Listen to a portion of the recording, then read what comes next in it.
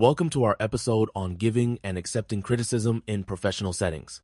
Rachel, why is effective feedback such a crucial skill for workplace success? Great question. Constructive feedback helps teams grow, improves project outcomes, and builds trust. In fact, a Gallup study found that employees who receive regular feedback are 3.6 times more likely to be motivated to do outstanding work. That's compelling. Yet, many people dread feedback sessions, worrying about hurting feelings or damaging relationships. How can we shift this perception? It starts by viewing feedback as a tool for improvement, not criticism. Emphasizing a supportive tone and focusing on specific behaviors rather than personal traits makes the process more collaborative and less intimidating. Let's dive into the first step, starting the feedback conversation. Rachel, what expressions help set a positive, non-threatening tone? Phrases like, "Can I share some thoughts on the presentation?" or "Would you be open to a suggestion?" invite dialogue and show respect. They signal to the listener that your intention is constructive, not critical. So, instead of launching straight into the critique, we're framing it as a conversation. How does this impact the recipient's response? It lowers defenses. When feedback feels like a two-way discussion, people are more likely to listen and engage, rather than react emotionally or shut down. Once the conversation has begun, how do we ensure our feedback doesn't come across as harsh? Softening phrases are key. For example, "I noticed something that might help next time," or "One small thing you could consider is." These expressions gently introduce suggestions and reduce the risk of sounding accusatory. That makes sense. Are there any risks if you soften your message too much? Absolutely. If feedback is too vague or sugar-coated, the core message may get lost. It's important to balance kindness with clarity so the recipient knows exactly what to improve. Let's explore the sandwich method. Rachel, could you explain how it works and why it's effective? The sandwich method layers constructive feedback between two positive comments. For instance, "You did a great job with the visuals. I think the data slides could be clearer. But overall, your presentation was engaging." This approach boosts confidence while addressing areas for growth. Are there situations where the sandwich method might not be appropriate? Sometimes overusing this technique can make praise seem insincere. For urgent, high-impact issues, direct but respectful communication is often better. The key is matching your approach to the context and relationship. Now, let's talk about balancing praise and critique. How can we avoid making compliments feel like setups for criticism?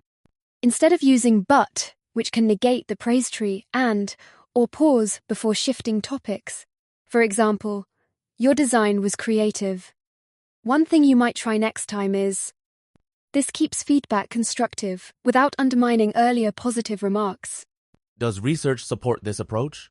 Yes, linguists have found that listeners often disregard praise that precedes a "but." By simply swapping in "and," your suggestions are more likely to be received as additions, not corrections. Turning to the recipient's side, David, how should someone respond when they receive critical feedback? First, thank the person for their input. Say, "Thanks for the feedback. I appreciate it." This shows openness. Avoid getting defensive. If you disagree, you can say, "That's a fair point. I'll work on that." Or, "I see what you mean. I hadn't considered that." How can someone practice these responses if their instinct is to feel attacked? Role play helps.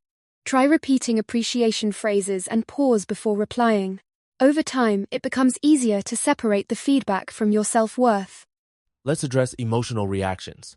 Feedback can sting, even if it's delivered kindly. What strategies help people manage their emotions in the moment? Take a deep breath and focus on the message, not the delivery.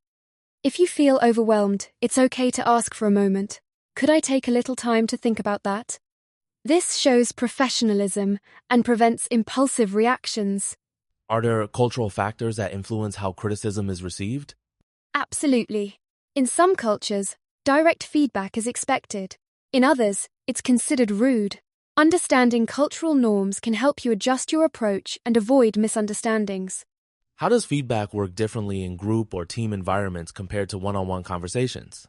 In teams, feedback should encourage participation and idea sharing, using inclusive language like, "How do you all feel about this approach?" Or, let's brainstorm improvements together, makes feedback less personal and more collaborative. Can you share an example of effective team feedback in action? Sure. After a group project, a leader might say, "The presentation flowed well and the visuals were strong. Next time, let's aim to divide speaking roles more evenly." This keeps the focus on team success and shared goals. Sometimes feedback involves sensitive issues, like missed deadlines or communication problems. How should these be addressed without causing resentment? Begin by acknowledging the difficulty. "I know this isn't easy to discuss, but I want to help us improve." Be specific about the behavior, not the person, and suggest solutions. For example, let's set clearer timelines to avoid last-minute stress. What if the recipient reacts negatively despite your best efforts? Stay calm and listen. You might say, "I understand this is tough to hear. Let's work together to find a way forward." Sometimes, giving space and returning to the topic later can help diffuse tension. To wrap up, how can individuals turn feedback into real professional growth rather than just a one-time conversation? Reflect on the feedback, set clear goals for improvement, and check in with colleagues for progress updates. Harvard Business Review notes that employees who actively seek feedback and act on it are 42% more likely to be promoted. That's a powerful statistic. Any final advice for listeners on building a feedback-friendly workplace culture? Model openness yourself. Regularly ask for input, celebrate improvements, and thank others for honest conversations. Over time, this creates an environment where feedback is seen as a normal, valued part of growth. Before we finish, let's invite listeners to practice. Try giving feedback using softening phrases like, "One suggestion you might consider is," or "Have you thought about?"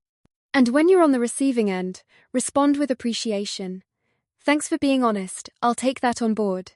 If you can, record yourself and listen back to notice your tone and word choice. Remember, effective feedback is a skill you can develop just like any other. The more you practice, the more natural and confident you'll become. Absolutely. Keep these strategies in mind, and you'll foster better communication, stronger relationships, and a more positive workplace environment.